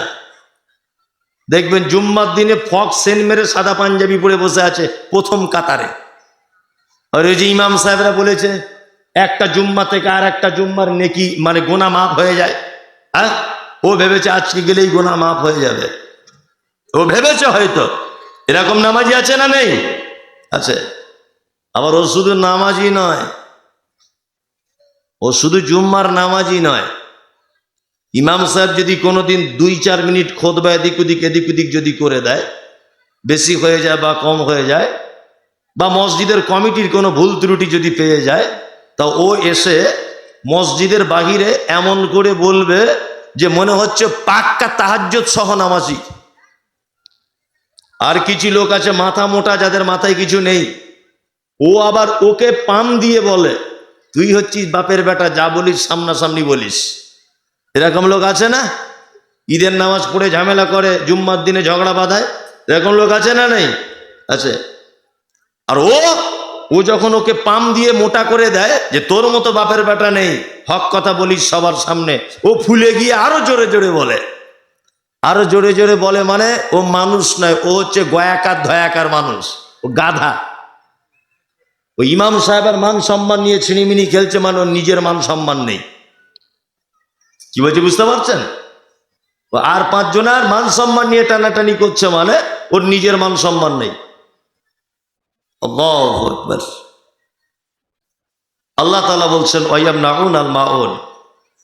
আর প্রতিবেশীকে যারা সামান্য জিনিস উপকার করা থেকে নিজেকে আটকিয়ে রাখতে পারে না, আল্লাহ তাআলা বলছেন এরাও বাম দিকের লোক, অর্থাৎ জাহান্নাম চলে যাবে। প্রতিবেশী সাইকেলে হাওয়া দেয়, ওটার নাম কি? Bumper, pumper, Pampa. আমার সাইকেলে হাওয়া নেই, আপনার বাড়িতে গিয়ে বলছি বুবু, আপনার বউকে বলছি বুবু একটু পাম্পারটা দাও না, হাওয়াটা দিয়ে এলি। তা বুবু তখন আমাকে বলছে আমাদের পাম্পারের ওয়াশারটা খারাপ হয়ে গেছে, অথচ ভালো, অথচ ভালো, আমি চাইতে গেছি বলে বলছে খারাপ। এরকম লোক আছে না নেই? হ্যাঁ আছে। আল্লাহ তাআলা বলছেন যারা প্রতিবেশীকে সামান্য উপকার করা থেকে দূরে রাখে, নিজেকে নিজেকে হটিয়ে রাখে, এরা বাম দিকের লোক, অর্থাৎ এরা জাহান্নাম চলে যাবে। চলুন ডান দিকের লোক কারা? ডান দিকের যে জায়গাটা তার নাম কোথায়? জান্নাত। জান্নাতের কোনো স্বাদ পেয়েছেন? পৃথিবীতে জান্নাতের স্বাদ, জান্নাতের কোনো জিনিস দেখেছেন? দেখেছেন? দেখেননি? কে বলেছে? হাজী সাহেবরা দেখেছে, আপনার জানা নেই তাই মনে হচ্ছে। পৃথিবীতে কয়েকটা জিনিস আছে যেটা জান্নাত থেকে এসেছে। এক, হাজরে আসওয়াদ, যেখান থেকে হাজী সাহেবরা তওয়াফ করতে শুরু করেন মক্কাতে, অর্থাৎ কাবা ঘরের এক কোনায় আছে, ওটা এক কোনাতে রাখা আছে। আমি আলহামদুলিল্লাহ আজ থেকে 15 দিন আগে চুমু খেয়ে এসেছি হাজরে আসওয়াদে। 15 দিন আগে আল্লাহ নবী সাল্লাল্লাহু আলাইহি ওয়াসাল্লাম বলেছেন পাথরটা ছিল দুধের থেকে সাদা, কিন্তু বনি আদমের পাপ এত বেশি হয়েছে যে ওটাকে চুমু খেয়ে কালো করে দিয়েছে। আল্লাহু আকবার। ওখানে গেলে কিছু শিক্ষা পাওয়া যায়। কি শিক্ষা? আমাদের পশ্চিম বাংলা বা ভারত, পাকিস্তান, বাংলাদেশের মানুষের একটা নিয়ম নীতি আছে যে বুড়ো না হলে হজ ফরজ হয় না। হ্যাঁ, এরা ভাবে যে বুড়ো না হলে হজ ফরজ হয় না। ও বুড়ো বয়সে হজে যাওয়ার থেকে ঘরে বসে থাকা ভালো, ও কিছুই করতে পারবে না। হাজরে আসওয়াদে চুমু খাবে, আফ্রিকার লোক এমন গুতা মারবে বাম দিক দিয়ে না, ও ছিটকে 20 হাত দূরে গিয়ে পড়বে। ও বুড়া বয়সে গিয়ে কি করবে? ও নিজেই এরকম করে কাঁপছে, তা ও কি হাজরে আসওয়াদে চুমু খাবে? টাকা আছে, সব আছে, একটু ইয়ং বেলাতে যান, গিয়ে যেন একটু বেশ আপনিও যেন একদম ফেলে দিয়ে চুমুটা খেয়ে আসতে পারেন। আমাদের দলের 41 জন আমরা ছিলাম, তার ভিতরে এই যে আমার একজন এখানে বসে আছে সামনে, যে পাঞ্জাবি পরে, ও ছিল। কেউ চান্স পাইনি, আল্লাহ আমাকে কবুল করেছে, হয়তো আমি চুমু খেয়েই এসেছি ইনশাল্লাহ। নিয়ত করেই গেছি, তা মরি মরবার, যাই যাব, যা হয় হবে, চুমু খেয়ে দিয়েই তবে আসবো। এটা জান্নাত থেকে এসেছে পাথর। নাম্বার 2, মাকাম ইব্রাহিম, প্রথমে যেটা বলেছি ওটা জান্নাত থেকে এসেছে পাথরটা। নাম্বার 3, জান্নাতের অনেক ফল পৃথিবীতে আছে। আল্লাহ নবী সাল্লাল্লাহু আলাইহি ওয়াসাল্লাম সব থেকে বেশি পছন্দ করতেন আজওয়া খেজুর খেতে। মক্কা মদিনাতে আজওয়া খেজুরের দামও কিন্তু সব থেকে বেশি। দেখবেন কালো রকমের খেজুরটা, একেবারে কালো আর খুব শক্ত। এমন খাজুরটার বৈশিষ্ট্য যে মুখে দিয়ে চিবালে 5-7 মিনিট মিষ্টি মিষ্টি ভাব থাকবে মুখটা। আল্লাহ নবী সাল্লাল্লাহু আলাইহি ওয়াসাল্লাম খেজুর খেতে পছন্দ করতেন, এটা জান্নাত থেকে এসেছে। বড়ই গাছ, কুল, কুল বুঝেন? হ্যাঁ, এই কুল জান্নাতের ফল। জান্নাতে কুলের গাছ আছে, এই সূরার ভিতরে আছে। আমি বুঝতে পারছি, এই কোরআন মাজিদ আয়াত অনুবাদ করছি, ভালো লাগছে না, মানে মনোমুগ্ধকর হচ্ছে না, রসকস নেই, ওই জন্য মানুষ পালাবে। বড়ই গাছ, কুল, জান্নাতের ফল। আর পৃথিবীতে আল্লাহ নবী সাল্লাল্লাহু আলাইহি ওয়াসাল্লাম যত জিনিসের নাম বলেছেন বেশিরভাগ জান্নাতের সঙ্গে সম্পর্ক। আর একটা জিনিস কি? জয়তুন, এটা জান্নাতের একটি গাছ। আর একটা জিনিস জেনে রেখে দেন, সেটা জান্নাতে হাতে মেহেন্দি পড়েন, গাছের বাটা মেহেন্দি। এই মেহেন্দি দেখবেন ধোয়ার পরে হাত একটা সেন্ট বার হয়, হয় না? আল্লাহ নবী সাল্লাল্লাহু আলাইহি ওয়াসাল্লাম বলেছেন এটা জান্নাতি মানুষদের সেন্ট। আল্লাহু আকবার। জান্নাত মানে, সাহাবায়ে কিরামগণ জিজ্ঞাসা করছেন আল্লাহর নবী, জান্নাতে একটা মানুষ ঢোকার পরে সব থেকে প্রথমে খেতে দেওয়া হবে কি? বিশ্ব নবী তিনি বলছেন সর্বপ্রথম খেতে দেওয়া হবে মাছের কলিজা, ভুনা করে তাকে খেতে দেওয়া হবে। আল্লাহর নবী দুপুরবেলাতে খিদা পেয়ে গেলে জান্নাতীরা কি খাবে? আল্লাহ নবী সাল্লাল্লাহু আলাইহি ওয়াসাল্লাম বলছেন জান্নাতে এক রকমের ষাঁড় গরু ঘুরবে, তাদের গোশত ভুনা করে খেতে দেওয়া হবে। তার মানে গরুর গোশতের সত্যিই সব থেকে টেস্ট বেশি, বেশি না বলুন? হাদিসে এটা বলছে, আল্লাহ নবী সাল্লাল্লাহু আলাইহি ওয়াসাল্লাম বলেছেন জান্নাতে এক ধরনের ষাঁড় বিচরণ করবে, তাদের গোশত ভুনা করে খেতে দেওয়া হবে। নাম্বার 3, নবীজিকে বলছেন আল্লাহর নবী, জান্নাতের ভিতরে যদি পানি পিপাসা লাগে তাহলে করণীয় কি? তখন আল্লাহ নবী সাল্লাল্লাহু আলাইহি ওয়াসাল্লাম বলছেন একটি শরবত পান করানো হবে, তার নাম সালসাবিল। একবার পান করলে আর কোনোদিন পিপাসা লাগবে না। দুধের থেকেও সাদা, মধুর থেকেও মিষ্টি, অপরূপ তার টেস্ট, যে টেস্ট মানুষ কোনোদিন এর আগে ভোগ করেনি। এর নাম জান্নাত। জান্নাত মানে আল্লাহ নবী সাল্লাল্লাহু আলাইহি ওয়াসাল্লামের বিবি আম্মাজান আয়েশা সিদ্দিকা রাদিয়াল্লাহু তাআলা আনহা আল্লাহর নবীকে বলছেন, আল্লাহর নবী আপনি তো বলেন এতিমদের জন্য দান করলে জান্নাতে গাছ পাওয়া যায়, জান্নাতের খাজুর গাছ পাওয়া যায়, জান্নাতে গাছ পাওয়া যায়। আল্লাহর নবী আপনি বলুন জান্নাতের গাছগুলো কত বড়? আল্লাহ নবী সাল্লাল্লাহু আলাইহি ওয়াসাল্লাম বলছেন জান্নাতের একটা গাছ 100 বছর একটা ঘোড়া যদি ছুটতে থাকে তাহলে জান্নাতের একটা গাছের ছায়া শেষ করতে পারবে না। না সুবহানাল্লাহ, কালকে বলবেন যদি টাইম না থাকে। না আজকে আর বলতে হবে না, থাক, কাল সকালে বলবেন। কি আশ্চর্য ব্যাপার, এত সুন্দর সুন্দর জিনিস শুনছে তবুও মানুষ একবার সুবহানাল্লাহ বলছে না। আল্লাহু আকবার। এই জায়গাটায় যাবে কারা? কারা যাবে? যে সে লোক চলে যাবে নাকি? অত সহজ নয় গোলাম হোসেন। আপনাদের এখানে মার্কেট কোথায়? মার্কেট শোলপাড়া। শোলপাড়া মার্কেটে যদি ওই আপনার 1 শতক জায়গা মেন রোডের ধারে আমি যদি কিনতে যাই, আচ্ছা বলুন তো কত টাকা লাগবে? 10,000 হবে? 1 শতক 10 লাখ বলছে, 10 লাখ। ওটা তো আমি শুনতে চাইছিলাম কোন জায়গাটা 10 লাখ, যেখানে মানুষ চেন খুলে ছচ্ছর করে পেচ্ছাপ করে, লোক পানের পিক ফেলে, রোডের ধারে দাম কত? 10 লাখ। আল্লাহ তাআলা বলছেন জান্নাত, ওরে বাবারে, জামা কাপড় সোনার হবে, মতির হবে, খানা পিনা। আল্লাহ তাআলা পবিত্র আল কোরআনে বলছেন ইনাবাম ওয়া কাযবা ওয়া যাইতুনা ওয়া নাখলা ওয়া হাদাইকা ওয়া গুলবা ওয়া ফাকিহাতা ওয়া আব্বা। আপেল খাবে, বেদানা, আঙ্গুর, কলা, আনারস খাবে, ডালিম খাবে, পাখির মাংস খাবে, হ্যাঁ কি খাবে জান্নাতের ভিতরে? আল্লাহ বলছে বান্দা একবার শুধু মুখে মনে মনে করবে, এমনিতেই চলে আসবে। যত ইচ্ছা খাও। মেয়ে ছেলে দরকার? হুরুন ঈন, একদম সমবয়স্কা মেয়ে, অপরূপা সুন্দরী, যাদের হাড়ের ভিতরের মগজ পর্যন্ত দেখা যাবে, এত সুন্দরী। আমাদের মতো নয়, গায়ের গন্ধ ধারে পাশে যাওয়া যায় না, এরকম নয়, সাংঘাতিক সুন্দরী। পেচ্ছাপ করে যে জায়গাটা, ওর দাম যদি 10 লাখ টাকা শতক হয়। জান্নাত একটা ধনুক, ধনুকের তীর ধনুক বুঝেন তো? এই জায়গাটা জান্নাতের ভিতরে যদি রাখা হয়, এই জায়গাটা সমপরিমাণ পৃথিবীর থেকেও বড় জায়গা। আল্লাহু আকবার। এত বড় জান্নাত আপনি এমনিতেই পেয়ে যাবেন নাকি? ভাবছেন ঘুমিয়ে ঘুমিয়ে জান্নাত পেয়ে যাব? অত সহজ নয়। তবুও আমাদের নবী মুহাম্মদ সাল্লাল্লাহু আলাইহি ওয়াসাল্লাম কয়েকজন মানুষের ব্যাপারে জান্নাত ঘোষণা করে দিয়ে গেছেন। আমি আপনাকে বলছি, আপনি এই লাইনের ভিতরে যদি পড়েন ইনশাআল্লাহ আল্লাহর এই জান্নাত ভোগ করবেন। এক, আল্লাহ নবী সাল্লাল্লাহু আলাইহি ওয়াসাল্লাম বলেছেন মান সালাকা তারিকান ইয়ালতামিসু ফীহি ইলমান সাখালাল্লাহু লাহু তারিকান ইলাল জান্নাত। কোন মানুষ যদি দ্বীনের জ্ঞান অর্জন করার জন্য বাড়ি থেকে যদি বার হয়, আল্লাহ তাআলা তার রাস্তা প্রশস্ত করে দেন এবং তার জান্নাতের রাস্তাও প্রশস্ত করে দেন। আমি মুমতাজুল ইসলাম আপনাদেরকে বলে দিয়ে যাচ্ছি, শুনে রেখে দেন, পৃথিবীতে যত কোয়ালিটির মানুষ বসবাস করে, মাস্টার, প্রফেসর, ইঞ্জিনিয়ার, ব্যারিস্টার, উকিল, হাকিম, কৃষক, মজুর, চালক, বক্তা, শ্রোতা যারাই আছে, ডাক্তার, প্রফেসর যারাই বসবাস করে, পৃথিবীতে দুটো মানুষ জান্নাত চলে যাবেই।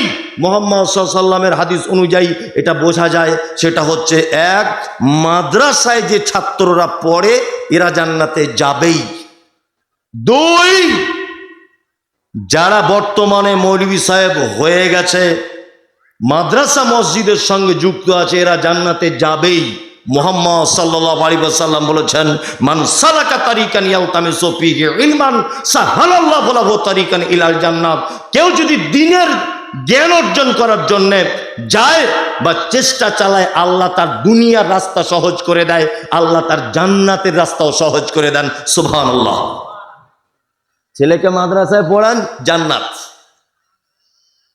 আমি ওই জন্য ইমাম সাহেবদেরকে বলেছি, মসজিদের মাদ্রাসার শিক্ষকদেরকে বলেছি, বেতন কম, একটু কষ্ট হবে, একটু কষ্ট হবে, তবে টেনশন করিয়েন না, আপনার জন্য রেডি হচ্ছে জান্নাত, রেডি হয়ে আছে। ছেলেকে মাদ্রাসায় ভর্তি করুন, জান্নাতে যাওয়ার চান্স আছে। নাম্বার 2, আল্লাহ নবী সাল্লাল্লাহু আলাইহি ওয়াসাল্লাম জান্নাত ঘোষণা করে দিয়েছেন যে কোন মানুষ যদি কোরআন মাজিদ হিফজ করে, অর্থাৎ হাফেজ যদি হয়, কোন মানুষ যদি কোরআন মাজিদকে ইয়াদ করে নেয়, কিয়ামতের মাঠে আল্লাহ তাআলা বলবেন, এই এদিকে এসো, তাড়াতাড়ি করে এসো। আসবে আর বলবে, চলো কোরআন মাজিদ তেলাওয়াত করো। ও বলবে, আলহামদুলিল্লাহি রাব্বিল আলামিন। আল্লাহ বলবে, 1 তলার উপরে উঠে যাও, আর রহমানির রহিম 2 তলার উপরে যাও, মালিক ইয়াউমিদ্দিন আর একটা স্তরের উপরে যাও, ইয়্যাকা না'বুদু ওয়া ইয়্যাকা নাস্তাঈন আর 1 তলার উপরে চলে যাও, ইহদিনাস সিরাতাল মুস্তাকিম। একটা করে 7টা আয়াত বলা হলো। বিশ্ব নবী বলেছেন, ওর পড়া যেখানে শেষ হবে, ওর স্থান হবে সেই জায়গাটায়। আল্লাহু আকবার। মাদ্রাসার ছেলেগুলোকে ডাকবে, কোরআন পড়, কোরআন পড়বে, একটা আয়াত একটা করে মর্যাদা বাড়বে। আর এমনি ছেলেকে ডাকাবে, এদিকে তুই বল, বলে A for apple, B for ball, C for cat. আল্লাহ, বাম দিকে দাঁড়া, বাম দিকে দাঁড়া, পরে হিসাব হবে তোর, এদিকে দাঁড়া। আহা, বর্তমানে এটাকে আমরা ভেবেছি হয়তো ফকিরি বিদ্যা, ভিক করে করে খায়, জলসাতে চাঁদা তোলে, তাই না? বলুন, কোনো অসুবিধা নেই, কোনো অসুবিধা নেই, যা ইচ্ছা তাই বলুন। কিয়ামতের মাঠে আপনার সঙ্গে দেখা হবে ইনশাল্লাহ, দেখা হবেই। হয়তো আপনার ছেলে ইঞ্জিনিয়ার হয়েছে বলে খুব গর্ব করছেন, তো খুব বড় আফসোস। গার্জেন, আপনার প্রতি আমার বড় দুঃখ। ছেলে প্রাইভেট পড়তে যায় না বলে, 3 দিন পর পর স্কুলে যায়নি বলে, কাঁচা কুঞ্চি নিয়ে তার পাছার চামড়া তুলে দিয়েছেন, যে বেতন দিয়ে তোকে মাস্টার রেখেছি, স্কুলে যাবি না কেন? এরকম গার্জেন আছে না নেই? মায়ের উপরে রাগ দেখিয়ে বলে, তুমি কেন বেটাকে বলনি স্কুলে যাবার কথা? আমি না হয় বাইরে ছিলাম, তুমি কেন বলনি? 2-3 দিন স্কুলে যায়নি বলে পাছার চামড়া তুলে দিয়েছেন মেরে। একটা বাপ এখানে বলুন যে আমার বেটা 1 সপ্তাহ যাবত 1 ওয়াক্ত নামাজ পড়তে যায়নি মসজিদে, ওই জন্য তাকে 2 চর মেরেছি। একটা বেটা বলুন তো, একটা বাপ বলুন, আছেন কেউ? কেউ নাই। অবশ্যই আপনার ছেলেকে ইঞ্জিনিয়ার করুন, মাস্টার করুন, প্রফেসর করুন, ব্যারিস্টার করুন, হাকিম করুন, জজ করুন, কোনো সমস্যা নেই। তবে নবীজির এই কথাটা ভুলবেন না, মান তালাবাল ইলমি ফারিজাতুন আলা কুল্লি মুসলিমিন। প্রত্যেক মুসলিম নরনারীর উপরে দ্বীনের শিক্ষা ফরজ, এটা বাধ্যতামূলক। এইটার পরে আপনি ABCD FG এই সাইজে যা ইচ্ছা তাই শেখান, কোনো অসুবিধা নাই। কি বলছি বুঝতে পারছেন না? চলুন, আমাদের নবী মুহাম্মদ সাল্লাল্লাহু আলাইহি ওয়াসাল্লাম তিনি বলেন যে কোন মানুষ যদি ফরজ সালাতের পরে আয়াতুল কুরসি যদি তেলাওয়াত করে, মুখস্থ আছে কার কার? আল্লাহু লা ইলাহা ইল্লা হুয়াল হাইয়ুল কাইয়্যুম লা তাখুযুহু সিনাতুন ওয়ালা নাওম। এই আয়াতুল কুরসি যদি কেউ ফরজ সালাতের পরে যদি পড়ে, বিশ্ব নবী বলছেন ও জান্নাতে চলেই গেছে, তার মনে ও জান্নাতে যাবে। নবী যে কথা আরো বলেছেন, সুবহানাল্লাহি ওয়া বিহামদিহি সুবহানাল্লাহিল আযীম। কোন লোক যদি দিনে রাতের কিছু অংশে এইটা যদি বলে সুবহানাল্লাহিল আযীম ওয়া বিহামদিহি সুবহানাল্লাহিল আযীম ওয়া বিহামদিহি, এই জিকিরটা যদি শুধুমাত্র করে, তা ওই লোকটা জান্নাত চলে যাবে। অন্য আর একটা হাদিসে এসেছে, আল্লাহ নবী সাল্লাল্লাহু আলাইহি ওয়াসাল্লাম বলেছেন সুবহানাল্লাহি ওয়া বিহামদিহি সুবহানাল্লাহিল আযীম। এইটা যদি কেউ বলে, দরিয়ার ফেনা সম পরিমাণ পাপ থাকলেও তার পাপ ক্ষমা করে দেওয়া হবে, তবে কাবিরা পাপ হলে তওবা করা লাগবে। মহিলাদের ব্যাপারে আমাদের নবী মুহাম্মদ সাল্লাল্লাহু আলাইহি ওয়াসাল্লাম তিনি বলেন যে কোন মহিলা যখন মারা গেল, তার মারা যাবার কারণে তার স্বামীর চোখে যদি 2 ফোঁটা পানি যদি চলে আসে, তার ভালোবাসার কারণে, তার প্রতি মহাব্বতের কারণে, তার প্রতি প্রেম প্রীতির কারণে তার স্বামীর চোখ দিয়ে যদি 2 ফোঁটা পানি যদি ঝরে পড়ে, ওই মহিলা জান্নাত চলে যাবে। বিশ্বনবী তিনি বলেন, যে মহিলার বাচ্চা হওয়ার পরে মারা গেল, ওই মহিলাটা ধৈর্য ধারণ করলো, নবীজি বলছেন তার ওই নাবালক শিশু বা ভূমিষ্ঠ হয়ে যাওয়া শিশু মরা বাচ্চাটি কিয়ামতের মাঠে মায়ের আঁচল ধরে টেনে টেনে জান্নাতের ভিতরে নিয়ে চলে যাবে। জান্নাতে যাবার অনেক মাধ্যম, অনেক মাধ্যম জান্নাতে যাওয়ার। কি বললাম বুঝলেন? তার মধ্যে আর একটা মাধ্যম আছে। কি? আল্লাহ নবী সাল্লাল্লাহু আলাইহি ওয়াসাল্লাম বলেছেন, এই জাহান্নাম থেকে বাঁচতে চাও আর জান্নাতে যেতে চাও, ইত্তাকুন নার ওয়ালাউ বিশিক্কি তামারিন। শোনো, তোমরা যদি জাহান্নাম থেকে বাঁচতে চাও আর যদি জান্নাত যেতে চাও, তাহলে একটা কথা মাথায় রেখে দিও, খাজুর খাওয়ার পরে যে আঁঠিটা থাকে, ওই আঁঠিটাও আল্লাহ রাস্তায় দান করার ফলে তোমরা জাহান্নাম থেকে বাঁচো আর জান্নাতে যাও। তার মানে জাহান্নাম থেকে বাঁচা যায় আর জান্নাতে যাওয়া যায় দানের মাধ্যমে। কিসের মাধ্যমে? দানের মাধ্যমে। আমাকে বারবার বলছেন, 12টাও বাজতে গেল, যাই হোক, একজনা দিয়েছেন 2500 টাকা। তাসিরুদ্দিন ভাই, উনি দিয়েছেন 2500 টাকা। এটা মাদ্রাসার জলসা, এইখানে দান করা খুব উন্নত মানের জায়গা, এটা আমি মনে করি। এখান থেকে ইসলাম প্রচার হচ্ছে, এখান থেকে কোরআন মাজিদের শিক্ষা হচ্ছে, তাই না? এই শিক্ষা খাতে আপনি বিনীত অনুরোধ, আপনি একটু হাত বাড়িয়ে দেন। অন্তত পক্ষে আপনি 2000 টাকা বলুন যে আমি দিব আল্লাহর রাস্তাতে। 5 জন বললেই 10,000 হয়ে যাবে। একটু মেহেরবানি করুন, দয়া করুন। একজন ভাই তাসিরুদ্দিন নাম, উনি দিয়েছেন 2500 টাকা, অর্থাৎ 2500। আল্লাহুম্মা সাল্লি আলাইহি আল্লাহুম্মা বারিক আলাইহি। রাইসুদ্দিনের ছেলে 1000। আর কেউ আছেন ভাই যে 1000 টাকা অন্তত পক্ষে দিবেন? কেউ আছেন ভাই? 1000 টাকা একটু মেহেরবানি করুন, একটু মেহেরবানি করুন, দেন। আব্দুল মালিক, আরে আপনাদেরকে একটা কথা বলছি, শুনে নেন। এই ফিলিস্তিনি বলে এখন সোশ্যাল মিডিয়াতে খুব চলছে না? আমার আগে দেখি পানিটা একটু খাই।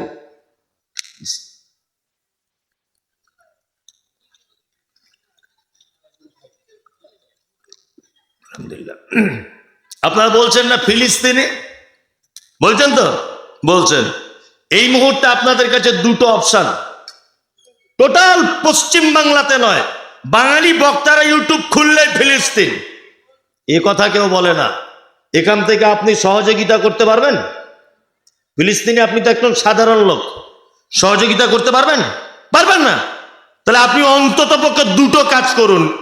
1, তাদের জন্য দোয়া করুন যে আল্লাহ ফিলিস্তিনের মুসলমানগুলোকে তুমি হেফাজত করো। 2, আপনি তাদের জন্য দোয়া করুন আর তাদের জন্য দান করুন। এইখানে বসে বসেই দান করুন যে আমি 1000 টাকা দিলাম, মসজিদে আকসা দখল করে নিচ্ছে ইহুদিরা, প্যালেস্টাইনের মুসলমানরা বড় দুঃখের সাথে আছে, মানুষদেরকে হত্যা করে দেওয়া হচ্ছে, শিশুদেরকে মারা হচ্ছে, মসজিদে বোম মারা হচ্ছে, মানুষগুলোকে কচুকাটা করে দেওয়া হচ্ছে, নারী পুরুষকে উলঙ্গ করে হত্যা করা হচ্ছে। আমি তাদের জন্যই 1000 টাকা দান করলাম। আজ পর্যন্ত সোশ্যাল মিডিয়াতে এরকম একটা পেয়েছেন কেউ দান করেছে? অত সহজ নয়, কানতে পারবে, দান করতে পারবে না। একটা লোক রাস্তা দিয়ে যাচ্ছে, ভালো করে বুঝুন, রাস্তা দিয়ে যাচ্ছে, তার সঙ্গে আছে তার একটা পোষা কুকুর। লোকটা যাচ্ছে 4 চাকা ভিআইপি গাড়িতে, কুকুরটা তার গাড়ির ভিতরেই আছে। লোকটা হঠাৎ রাস্তার মাঝখানে দাঁড়িয়ে হাউ হাউ করে কাঁদছে। তা আর একটা লোক ওই লোকটার কান্না থেকে দাঁড়িয়েছে, গাড়ির মালিককে জিজ্ঞেস করছে, বাবু কাঁদছেন কেন? কাঁদছেন কেন? তা বলছে, কাঁদছি এই কারণে যে আমার কুকুরটার খুব খিদে পেয়ে গেছে, ও জিভ বার হয়ে যাচ্ছে, মনে হয় মারা যাবে, ওই জন্য এখন তো কিছু পাচ্ছি না, এখানে দোকান টোকান নাই, ওই জন্য একটু কাঁদছি। তখন ওই লোকটা বলছে, বাবু ওই গাড়ির ভিতরে একটা টিফিন দেখতে পাচ্ছি, ওই টিফিনে কি আছে? বলছে আমি অফিসে যাচ্ছি, ওর ভিতরে কলিজা ভুনার পরোটা আছে। তো ওই 2 পিস কলিজা ভুনার একটা পরোটা দিয়ে দেন, কুকুরটা খেয়ে বেঁচে যাবে। তখন গাড়ির মালিক বলছে, আরে পাগল, ওটা দিলে তো পয়সা খরচা হবে, কাঁদলে তো আর পয়সা লাগবে না। কাঁদলে কি আর পয়সা লাগবে? চোখের পানিতে পয়সা লাগবে না। তা আমাদের অবস্থা তাই। কত আপনি মুসলিম দরদি, কত আপনি ফিলিস্তিনি দরদি, 500টা টাকা দিয়ে বলুন যে আপনি ওদের জন্য একটু দোয়া করুন। একটা লোক বলুন তো দেখি। শুনুন, এই মুহূর্তে 2টো দোয়া আপনাদের কাছে আমি আবেদন করে যাচ্ছি। 2টো দোয়া প্রত্যেক নামাজের পরে পরে করুন, প্রতিটা নামাজের পরে পরে। এক, ওয়ারসালা আলাইহিম তাইরান আবাবিল, আবরাহাকে ধ্বংস করার জন্য উপর থেকে যেমন ঝাঁকে ঝাঁকে পাখিকে আল্লাহ তাআলা পাঠিয়েছিলেন। পাঠিয়েছিলেন কি ছিলেন না? ছিলেন। আল্লাহ সুবহানাহু ওয়া তাআলা কাবাকে বাঁচিয়েছিলেন পাখির মাধ্যমে, তাই তো? ঠিক তেমন আমাদের মাঝে একজন নবী ছিলেন, নাম হলো তার ইব্রাহিম আলাইহিস সালাম। নমরুদের আগুন থেকে বাঁচিয়েছিলেন কে? আল্লাহ। আমাদের মাঝে একজন নবী ছিলেন, তার নাম হচ্ছে মূসা, ফেরাউনের কাছ থেকে বাঁচিয়েছিলেন। আমাদের মাঝে একজন নবী ছিলেন, তার নাম ইউনুস আলাইহিস সালাম, মাছের পেট থেকে বাঁচিয়েছিলেন কে? কে? আল্লাহ। হে কাবার মালিক, তোমার কাছে আমার এই দোয়া, এই আবেদন থাকলো, দয়া করে যারা ফিলিস্তিনের মুসলমানদের উপরে অত্যাচার করছে, অবিচার করছে, তৃতীয় একজন বৃহত্তম জায়গা, তার নাম মসজিদ আকসা, এইটাকে দখল করার এবং ধ্বংস করে দেওয়ার যারা চক্রান্ত করছে, হে কাবার মালিক, তুমি তাদেরকে চিহ্নিত করো এবং ইসরায়েলের ইহুদিদেরকে চিহ্নিত করে তুমি পৃথিবীতে তাদের ধ্বংস করে দাও। এই দোয়া করবেন প্রত্যেক নামাজে। আর দ্বিতীয় দোয়া করবেন আমাদের পার্শ্ববর্তী দেশ, তার নাম বাংলাদেশ। আপনারা জানেন যে বাংলাদেশের বড় বড় তাফসীরুল কোরআন মাহফিল হয়। ওই তাফসীরুল কোরআন মাহফিলের যারা তাফসীর কারক হিসেবে বক্তব্য রাখেন, এই সমস্ত বড় বড় মুফাসসিরে কোরআনদেরকে বিনা অপরাধে হাদিস এবং কোরআন সত্য কথা তুলে দেওয়ার কারণে অন্যায়ভাবে জেলখানার ভিতরে বন্দি করে রাখা হয়, অন্যায়ভাবে মানুষকে ফাঁসির মঞ্চে ঝুলিয়ে দেওয়া হয়। এই মুসলিমদের চরম শত্রু, অর্থাৎ ইমানদারদের শত্রু, মুসলিমদের নয়, ইমানদারদের শত্রু, সহিহ হাদিস এবং কোরআনের শত্রু। আগামী 2-1 মাসের ভিতরে বাংলাদেশের নির্বাচন আছে। দোয়া করবেন যাতে হাসিনার নৌকা পানিতে ডুবে যায়। অবশ্যই এই দোয়া করবেন যাতে হাসিনার নৌকা পানিতেই যেন ডুবে যায়। অবশ্যই মুসলিম দেশ হিসাবে দেশটাকে খুব ভালো লাগে, কিন্তু এই অসভ্য সরকারের কারণে দেশটা আজকে সারা বিশ্বের কাছে অপমানিত, লাঞ্ছিত একটাই কারণ, এই মহিলাটির কারণে। এই একটাই মাত্র মহিলা। আল্লামা দিলওয়ার হোসেন সাইদির মতো একজন বিশ্ববিখ্যাত মুফাসসিরে কোরআন, আহা, জেলখানাতে ভর্তি, মারা গেলেন। খুব আফসোস লাগে। মামুনুল হক জেলখানাতে বন্দী, আজও পর্যন্ত বন্দী হয়ে রয়েছেন। আমার খুব প্রিয় শ্রদ্ধাভাজন, যদিও কোনোদিন ওনাকে চোখে দেখিনি, তারপরেও মুফতি আমির হামজা ভাই, তিনি আজ দীর্ঘদিন যাবৎ জেলখানাতে রয়েছেন। বাংলাদেশের প্রখ্যাত আলেম তিনি, আপনার নাম শুনেছেন, আব্দুর রাজ্জাক বিন ইউসুফ। কত 5,000 কোটি টাকা না কত মিথ্যা মামলা ওনার নামে দেওয়া হয়েছিল। এইরকম ভাবে অজস্র আলেমদেরকে অন্যায়ভাবে জেলখানাতে বন্দি করে রাখা হয়েছে শুধুমাত্র হক কথা বলার কারণে। দোয়া করবেন যাতে এই মহিলা এই দেশ থেকে নৌকা যেন ডুবে যায়। অবশ্যই দোয়া করবেন। আর 1-2 মাসের ভিতরে নির্বাচন, সঠিক নির্বাচন যদি হয় এবছর, আমরা আশা করছি যে এই মহিলা ছাড়াই বাংলাদেশ চলবে, অন্য কোনো রাজনৈতিক দলের মাধ্যমে ইনশাআল্লাহ। দোয়া করবেন যে আল্লাহ যেন ইসরায়েলের ইহুদিদেরকে একটা একটা করে চিহ্নিত করে যেন তাদেরকে নিস্তেনাবুদ করে দেয়, যেমন আবরাহাকে করা হয়েছিল। দোয়া করবেন এগুলো। মাদ্রাসা জলসা রাত্রি এখন 12টা বাজে, আমি বেশি বাড়াচড়া করছি না। আপনারা দয়া করে 1500 যার কাছে যা আছে এই নিয়ত করুন যে আমি তো ফিলিস্তিনে যেতে পারছি না, তা ওদের জন্য আমি 500 টাকা দিলাম, আল্লাহ যেন ওদের হেফাজত করে। এরকম কেউ আছেন? একটা লোক দেখিতে দেখি যে আপনি আল্লাহওয়ালা মানুষ, মুসলিমদের উপরে দরদ আছে, আছেন কেউ? অথচ ভারত পাকিস্তান খেলা হলে কোনো এক দল জিতে গেলে 500 টাকার চকলেট বিলি করতে দেখা যায় অনেক মুসলমানকে, দেখা যায় না? জিলাপি বিলি করতে দেখা যায় না? যায়। মাশাআল্লাহ, একজনা দিয়েছেন 500 টাকা, আলহামদুলিল্লাহ 500 টাকা একজন দিয়েছেন। আল্লাহ তুমি এর দানকে কবুল করে নাও। আর উনি যে নিয়তে দিয়েছেন, ওনার নিয়তটা আমি জানি না, আল্লাহ ওনার নিয়তকে তুমি পুরা করে দাও, আমিন আমিন। কে এটা দিয়েছে? জিনারুল হক, জিনারুল হক 500 টাকা। হাজারো ব্যথা বেদনার পরে ফিরে আসনি তুমি আপন ঘরে, দিনের আলো তুমি ছড়িয়ে দিতে চলে গেলে মদিনায় মক্কা ছেড়ে। হে রাসূল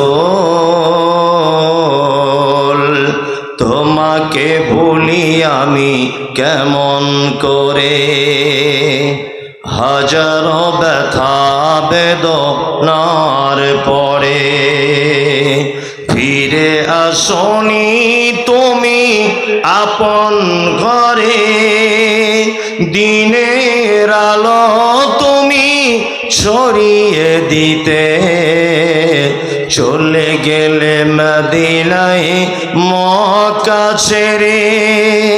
হে রাসূল তোমাকে ভুলি আমি কেমন করে, হে রাসূল তোমাকে ভুলি আমি কেমন করে। খেয়ে না খেয়ে দিন প্রচারের তরে নিজেকে দিয়েছ বিলিয়ে, তায়েফের কাফেরেরা চিনল না সে আলো, দুষ্ট ছেলেদের পিছু দিল লেলিয়ে, পাথরের আঘাতে ক্ষত বিক্ষত হয়ে সারা শরীর থেকে রক্ত ঝরে। হে রাসূল তোমাকে ভুলি আমি কেমন করে, হাজারো ব্যথা বেদনার পরে ফিরে আসনি তুমি আপন ঘরে, দিনের আলো তুমি ছড়িয়ে দিতে চলে গেলে মদিনায় মক্কা ছেড়ে। হে রাসূল তোমাকে ভুলি আমি কেমন করে। আছেন ভাই কেউ? কেউ আছেন যে 10-20 টাকা যার কাছে যা আছে তাই দিবেন? দেন। মাশাআল্লাহ, ওয়ালাইকুম আসসালাম রহমতুল্লাহ। 500 টাকা একজনা দিলেন, আল্লাহ তার দানকে তুমি কবুল করে নাও, আমিন। দেন ভাই, আর যার কাছে যা আছে তাই দেন। মা হাওয়ারই 2টি সন্তান, তারা হিন্দু মুসলমান, মন্দিরেতে ঘন্টা বাজে, মসজিদে হয় আযান। মা হাওয়ারই 2টি সন্তান, তারা হিন্দু মুসলমান, মন্দিরেতে ঘন্টা বাজে, মসজিদে হয় আযান। ঘন্টা বাজায় পূজার তরে, ঘন্টা বাজায় পূজার তরে, পূজা করে ডাকে গো তারা বলে ভগবান মা হওয়ারই দুইটি সন্তান তারা হিন্দু মুসলমান মন্দিরেতে ঘন্টা